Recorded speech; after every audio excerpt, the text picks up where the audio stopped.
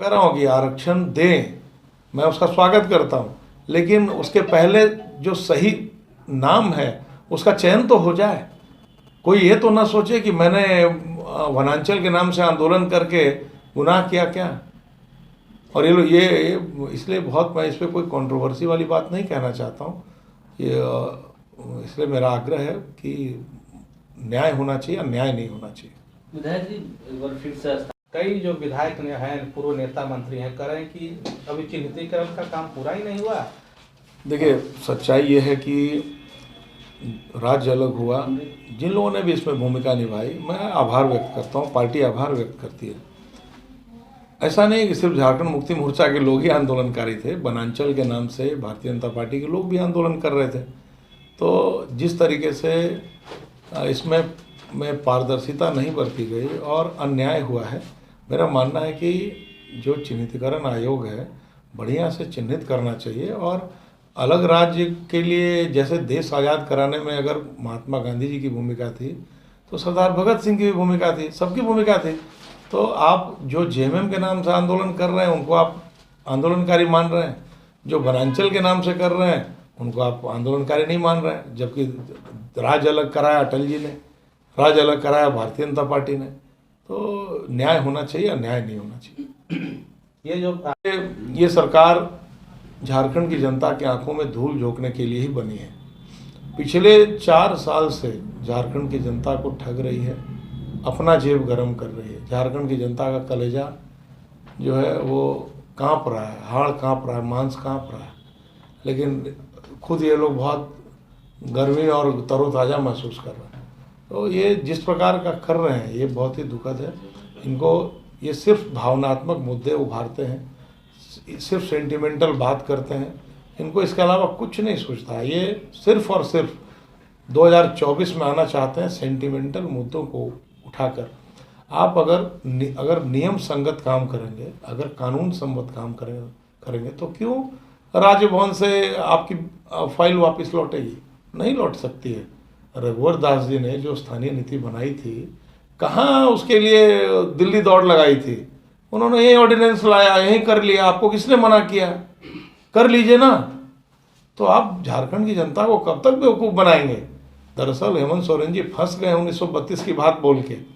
विधानसभा में उन्होंने एक बार कह दिया कि 32 लागू करूंगा, और फिर कह दिया कि 32 लागू हो ही नहीं सकता हाउस के अंदर। ये तो प्रोसीडिंग का अंग है। और फिर ये अब जब देख रहे हैं कि झारखंड के में एक गर्मी पैदा हो गई है, तो कह रहे नहीं मैं लागू करूंगा। तो कैसे लागू कर देंगे? कानून और संविधान आपके पिताश्री ने तो बनाया नहीं है। कानून तो बाबा साहब भीमराव अम्बेडकर जी का बनाया हुआ है। तो इसलिए ये आंखों में धूल झोंकने वाले लोग हैं। और झारखंड की जनता भली भांति चीज़ों को समझ गई है। खास करके तब और समझ गई जब ईडी के 6 बार समन गए और ये हाजिर नहीं हुए। तब और समझ गई जब कांग्रेस के एक सांसद के यहाँ से ये 354 करोड़ और पता नहीं और कितने सोना चांदी हीरा जवाहरात मिले हैं। और समझ गए। कल चाईबासा में कहा कि डबल इंजन की सरकार ने लूटने, अगर डबल इंजन की सरकार ने लूटने और डुबाने का काम किया तो 4 साल आप तमाशा क्यों देख रहे थे? उनको अरेस्ट करके जेल क्यों नहीं भेज दिया आपने? मैं चुनौती देता हूँ, जिन पे उनको शक है डबल इंजन की सरकार पे, आप सीबीआई जांच की अनुशंसा करें। उससे बड़ी संस्था तो कोई नहीं है। आपने ये न केन प्रकार, जब आपका गर्दन फंस रहा था, जब ईडी आपके गर्दन पे शिकंजा कस रहा था, तो आपने बेकसूर हमारे 4-5 मंत्रियों को अपने एसीबी के जाल में फंसाने का काम किया। तो मैं तो चुनौती देता हूं कि एसीबी क्यों, आप सीबीआई से जांच कराइए ना। दूध का दूध और पानी का पानी हो जाएगा। विधायक जी, बेरोजगार जो छात्र अदा करने का प्रयास कर रहे हैं। देखिए, कल तो हमारे कई नेता, हमारे नेता प्रतिपक्ष अमर बावरी जी, भानु जी, अमित मंडल जी, जो लोग रांची में कल थे वो लोग गए थे और जाकर उनके साथ अपनी संवेदना व्यक्त की। वो यही सवाल कर रहे हैं ना कि 2024 में आपने कहा था कि जितने भी संविदा कर्मी हैं मैं सबको परमानेंट कर दूंगा। आपने ये नहीं सोचा कि परमानेंट करने के लिए क्या मापदंड हो सकता है। आपको लगा कि नहीं, मुझे किसी तरह से येन केन प्रकार सिर्फ वोट चाहिए, मैं वोट ले लेता हूँ, बाद में देखा जाएगा। तो आज वही लोग तो मांग रहे हैं, जितने संविदा कर्मी हैं वो कह रहे हैं हमको परमानेंट करो। आंगनबाड़ी सेविका हो, सहायिका हो, जो सहायक पुलिसकर्मी हैं, जितने भी लोग हैं राज्य के, वो रोजगार मांग रहे हैं तो गलत क्या कर रहे हैं? वो रोजगार मांग रहे हैं, आप लाठी चला रहे हैं।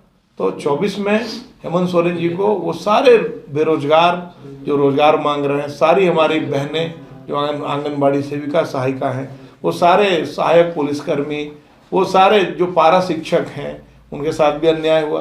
ये सारे के सारे लोग मिलकर 24 में, चूंकि झांसा में आने वाली झारखंड की जनता नहीं है, और इनको उलट देगी, पलट देगी, बंगाल की खाड़ी में डुबो देगी सरकार। कल के लिए क्या पहले ही कहा है कि ये सरकार हमारे सवालों का, जो सवाल हम कर रहे हैं वो जनता के सवाल हैं, जनता के सवालों का जवाब दे दे सही तरीके से। अगर जवाब जनता के सवालों का दे दिया तो शांतिपूर्वक सदन चलेगा, और यदि वो सवालों से भागे, हमारा सवाल यही है कि वो 500 करोड़ की राशि किसकी है। हमारा सवाल यही है कि जो ईडी 6 बार ईडी ने नोटिस दिया मुख्यमंत्री जी को, मुख्यमंत्री जी भाग क्यों रहे हैं। तो ये सारे सवाल हैं। हमारा सवाल है कि जो बेरोजगार लोग रोजगार मांग रहे हैं उन पर आप लाठी चला रहे हैं। तो ये सवालों का जवाब अगर मिलेगा तो सदन शांतिपूर्वक चलेगा, और यदि सवाल का जवाब नहीं देंगे तो आप सब समझ रहे हैं कि जोरदार हंगामा होगा सदन के अंदर। विधायक राजा